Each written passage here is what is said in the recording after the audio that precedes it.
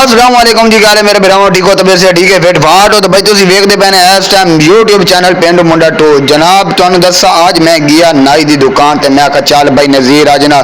setting करा लईए दाढ़ी दी उस तो बाद वाला दी अगे जानदा के रिछा लाया बैठा रिछ जनाब मंजिद ना देना प्यार और मुहब्बत नाल आदा सुता पिया वा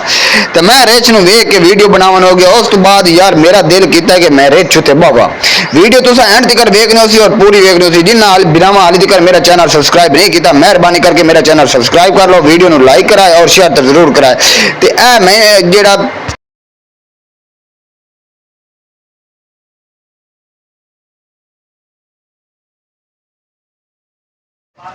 दुकान तो खुली होंदी है मैं तो रिछ दी बोधी करवा ला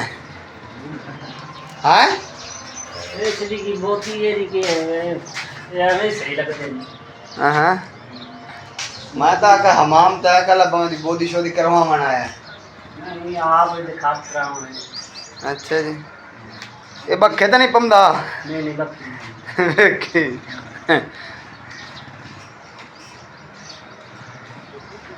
तेरी खैर मंदी ना बाल चढ़ती और नहीं अच्छा ये एक छोटी पई नहीं है हां भाई ये तो लाग मगर जाए मन जी भान सट से जेड़ा हाल की मंजी बनना वाला होंदा ना तो मोड़ छिक्के आएगा ते दुआ की दे दो नहीं आ दुआ लुटन ले गए कार वाला यार तू ताने हां मुंह है आ थैला ये चाग ना इधर रख खड़ी दो जी लगता भूख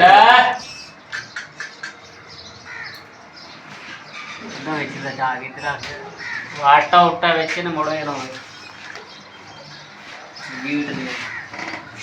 अल्लाह रखा हूं मुनदा मैनू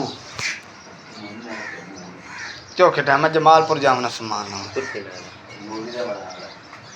मूवी तो बन गए ना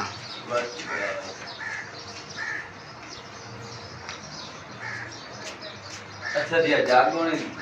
बंदे ने दवा ला देता है किशा तेरा बंदा ठीक कर रहा लेट समय आ नेंद्रा तो सब तू वड्डी गंदी बला है आज रात की बज रहे हैं इधर थोड़े गए क्लॉक की रात ही बज रहे हैं दिल्ला को मंदी दी जाड़ना काट मेरी ए भाई जी मैं थोड़े इधर ओ नो रखू के उस गुस्सा कीता था अपना तलीम नहीं एदा उत्ते कंगन है नहीं एदा मक्खू है पी में आ कंगन किस वास्ते होंदा है एदा मक्खू बनना वास्ते ये जो कवड़ी जावे ना घणा हां वो तो दो तपाड़ ने अच्छा ये मोटे की जाने बड़ी तबीयत बनांदा नाले लो यार आवे लो है जितने बच्चे ने सोए तो सोरा आ जाते कि नहीं जी हां लकड़ी इतना नहीं खांदा जितना लो रखन से जी हां वाह ता ऐसे को ना रे की साफ दी बल्ली है ना ठीक बात तली में आ मंदा